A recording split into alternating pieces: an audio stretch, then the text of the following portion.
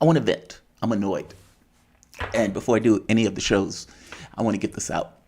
I have become extremely cynical about the mass shootings that take place in the United States. I've become cynical about it because they happen so often and nothing is really done about it that at a certain point you just feel neutered as you just watch this thing play out over and over and over again. You get Obama, and he's great at emoting in this particular way. And then you get Biden, and he also gives a speech where he tries to emote once again. And I would imagine if you have another shooting, Biden would go out and he would emote once again. But what is the catch here? What is the problem with this? Why are you continuously needing to go out and emote? And more importantly, why is there continuously mass shootings that the public acquiesces and accepts? Not just accepts. You have a political institution that basically uses it. Hey, we're going to give prayers. But they would come out using this purely for the politics of attacking the other side. In real world, physical matter reality terms, 19 children were murdered. 2 adults with those children were murdered. And you can go back, last week where you have the Buffalo shooter. The rub here is there's been, on average, a mass shooting every day in this country. We accept it. What about Chicago? Chicago, they used to call it Chirac to get across the number of people that were basically getting killed in Chicago. And again, we accept it. I get very aggravated at the political space on issues like this. You will get Republicans who say we need to send prayers because they're working basically with the gun lobby and they don't want to have any adjustments on the way we deal with guns in this country. On the other side, you had Democrats who would grandstand and give non-answers. Basically, these non-answers that don't necessarily resolve the situation and yet stand there that just because the issues are associated with one another, that people would comically believe that what they're given is somehow, in some way, a solution to the particular problem. A complicated solution, but you're going to have a Democrat there saying background checks. We need background checks. Republicans are against background checks. As if the background check would have somehow stopped this illegal purchase of a firearm that was used to kill his grandmother, or at the very least shoot his grandmother, and then go and murder and massacre a bunch of kids. Is any way whatsoever what your political leaders are saying, does it affect this or the other large amount of gun violence? What gets to the thing that's in an individual that clicks or switches where they feel that they are so separate and distinct from the rest of their particular population and that a gun and removing other people's from existence itself, in this case, children, with all the potential therein, that person feels so isolated that they need to go and do that. Whatever is in their head, you can say some of the people are crazy, fair enough, but not all of those people are quote unquote crazy in the way that we define them when they're doing something like this. What I'm getting at is even if you got rid of all the guns, whatever that thing is that created in the individual where they feel that the impetus is to kill, it's that. And what I'm getting at is whatever gun regulation you come up with, the UK doesn't have guns, but they have stabbings all over the place. Because again, just because you got rid of one of the tools that the person is going to use to kill, and yes, I accept that getting rid of certain tools limits the amount of damage that an individual can do. What I'm getting at is there is something inherent into the way your culture propagates itself that is creating this unique American problem in which people feel that they can take a weapon and they can go and eliminate other people from this physical matter reality. What I'm getting at is none of the political leaders are willing to deal with the complex situation in and of itself to try to figure out why is this happening. Other countries are full of guns. I mean, Canada has tons of guns. You don't necessarily hear about Canadian school shootings over and over and over again in the way that you see those things in the United States. I don't know whether it's the way media reports it, where it creates copycats. I don't know if it's because the way we look at the world, where pretty much a man with a gun is a solution in the way that the U.S. looks at it, in the way that it looks at its external politics. I mean, for God's sake, in Ukraine, what was taking place? You basically had an attack on the government itself in 2014 by Yanukovych, with U.S. political leaders egging them on, cheering them on, as you basically had neo-Nazis overthrow the government. We were fine with the fact that the government was overthrown because we didn't particularly like the fact that Yanukovych wouldn't fuck over Ukraine in these kind of trade deals and everything else. Okay, fair enough. Hong Kong, similar thing. What were you seeing? You were seeing police stations being set on fire by people and protesters that were backed by the U.S. and in some situations may have even been juiced by NGOs that were basically in the area giving training money, et cetera, et cetera, et cetera. The point that I'm making here is, what did the people in the U.S. say? They applauded. Yes! Stick it to the Chinese. What about the weapons when we knock over governments? What about Brian Williams touching his nipples as he's watching missiles being fired, which are wrong on 2 points. A, you never even did an investigation to determine if there was culpability in that, meaning your own terrorists are probably the ones that basically did that quote-unquote chemical strike in the way that they were talking about it, meaning you didn't even do an investigation to see anything took place. And on top of that, what right does the U.S. have to fire missiles at a country that is not at war with the United States and did not attack the United States? You're wrong on 2 fronts. My point here is that we are fine with either being purveyors of violence when we're overthrowing various countries or putting money in countries to create civil wars and terrors and all of this other stuff. And the media doesn't condemn this behavior as being deranged, as being sociopathic. No, because America does it, by definition, it is okay. So when you're looking at the level of violence, the level of killing, the level of damage that is taking place to materials, property, and of course human beings, if our media cheers that on, how do you immediately turn back into the United States and all of a sudden is perturbed by things that you thought were perfectly fine that were taking place elsewhere? This notion that we can invade any particular country, does that stuff seep into the culture in a way where people come to find that that is a viable option and solution? What I'm getting at is there is something that is a cultural rot that is, whether it's the rugged individualism stuff, I don't know what it is. But the politicians, when they're engaging what is a complex societal and cultural issue, they never talk about it in those terms. And if anything, they just basically grandstand on stuff that would in no way stop, stem, or undermine that particular situation. Yes, even if you got background checks, this still happens. That still happens.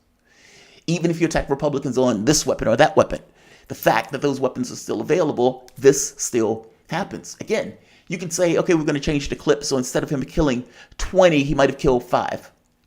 He still just committed a mass murder. You get that, right?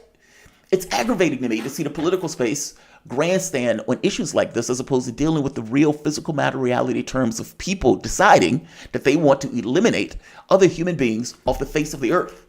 And the political space looks at it like it's a weather phenomenon, like an earthquake just basically took place, as opposed to human behavior that can be studied and on some level measured in order to try to find a solution to the issue.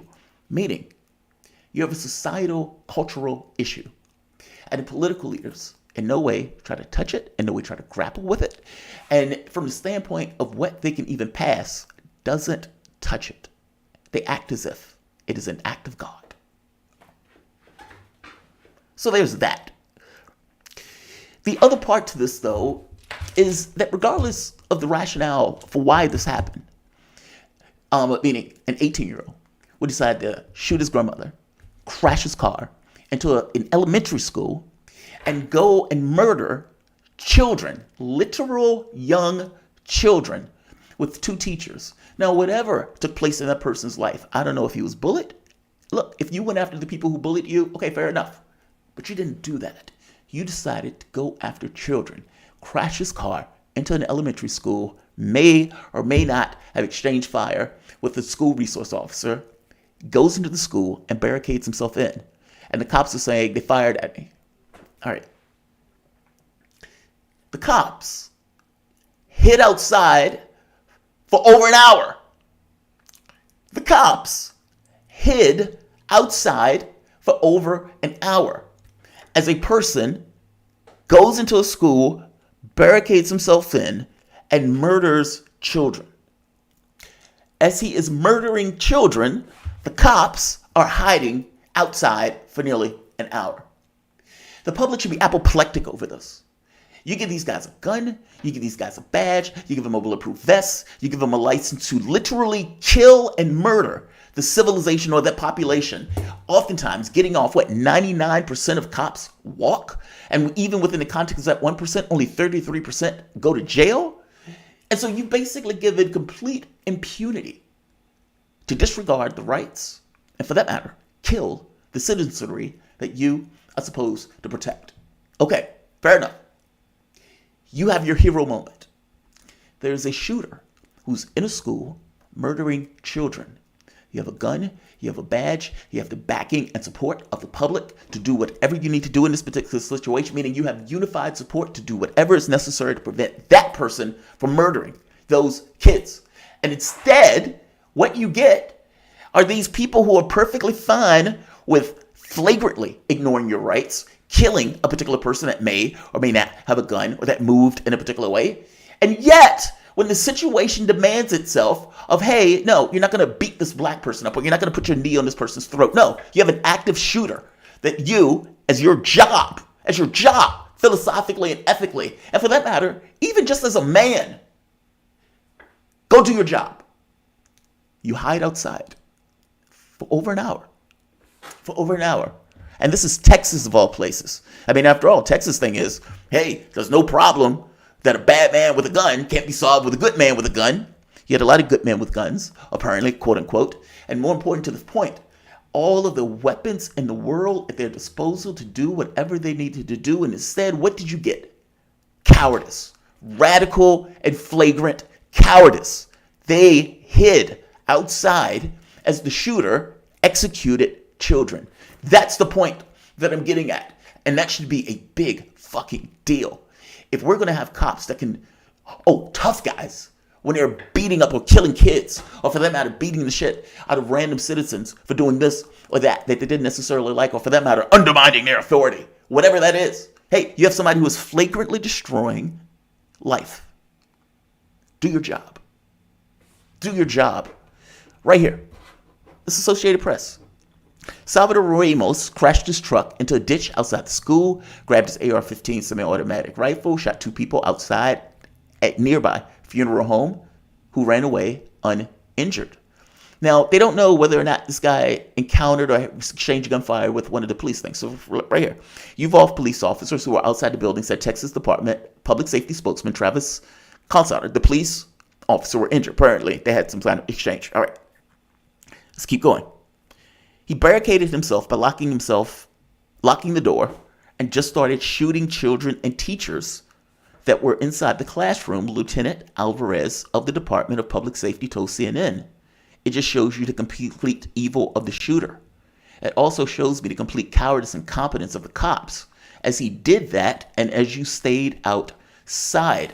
Right here, the Department of Public Safety Director Steve McCraw told reporters that 40 minutes to an hour elapsed when the Ramos opened fire on the school security officer to when the tactical team shot him. The department spokesperson said later that they could not give a solid estimate of how long the gunman was in the school or when he was killed.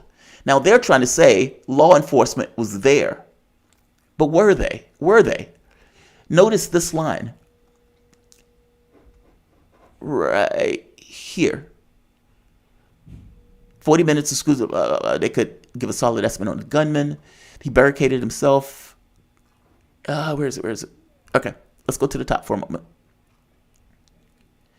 The person who who killed the killer wasn't part of the Uvalde Police Department. CBP, Border Patrol. And so I was reading, I was like, wait, what do you mean Border Patrol is the one that basically went in and killed the killer? How is Border Patrol doing that? The Uvalde police were there, but that's the rub. The Uvalde police were there and cowardly outside the school. Who ends up killing this killer? Right here, U.S. Border Patrol. U.S. Border Patrol agents responded to a law enforcement request for assistance of an active shooter situation inside Robb Elementary School in Uvalde. Upon entering the building, agents and other law enforcement officers faced gunfire from the suspect, who was barricaded inside. The Department of Homeland Security Assistant Secretary of Public Affairs said in a tweet. Let's keep going. Let's go to the top for a moment. The off-duty Customs and Border Patrol agent who killed Texas gunman Salvador Ramos was a hair's breadth away from getting shot in the head as evidence of a photo of the hero's bullet-ripped cap. The agent, a member of the CBP's elite Border Patrol tactical unit, was wearing the cap when he rushed into Robb Elementary School amid the rampage, according to Fox News. So basically, as the cops stood outside, the Border Patrol of this group got to the school, and these guys finally went inside after the Border Patrol got there. The Border Patrol apparently was fired upon, in which case the Border Patrol agent killed the kid. Now, in this, or the 18-year-old. In this situation, my thought is, well, wait a minute. This took like nearly an hour, if not longer. Where were the cops? And why did the cops wait for the Border Patrol to get there before going in as the shooter was actively killing kids? What in the actual fuck? The parents were out there screaming at the cops to do something. Right here, Associated Press. Go in there! Go in there! Nearby a woman shouted at the officer soon after the attack began. Karza, 24, who saw the scene from outside the house across the street from Robb Elementary School in a close-knit town of Uvalde, said the officers did not go in. Right here, Javier, whose fourth grade daughter, Jacqueline Chavez, was killed in an attack, said he raced to the school when he heard the shooting, arriving while police were still gathered outside the building. He is hearing the shooting as cops stayed outside the building. Upset that the police were not moving in, he raised the idea of charging the school with other bystanders. Quote, let's just rush in because the cops aren't doing anything like they're supposed to, unquote. He said more could have been done. They were unprepared. You're given a badge. You're given a gun. You're given a bulletproof vest.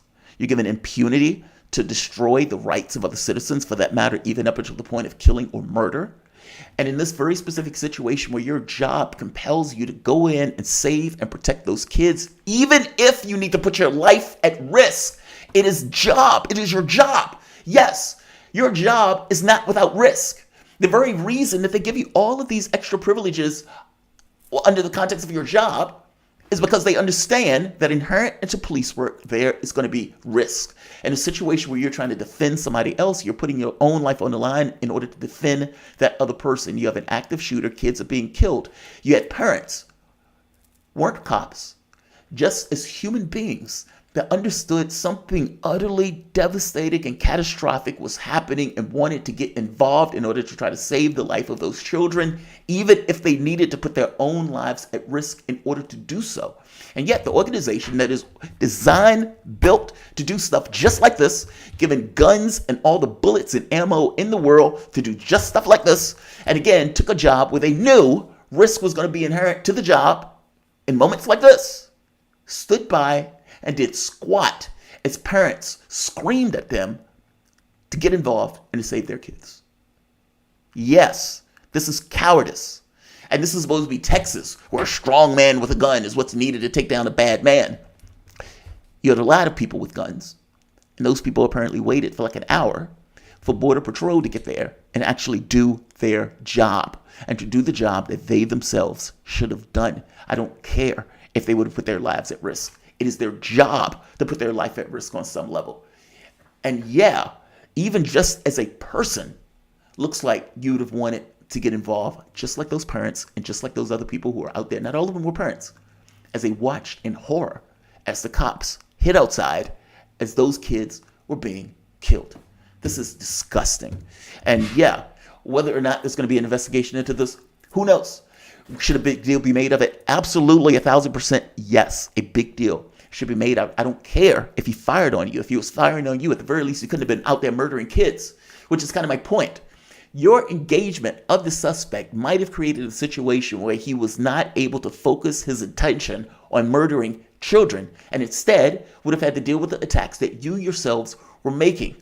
Even if that meant you got harmed, I am fine with that if the objective is to get rid of and take down somebody who's about to murder a bunch of kids.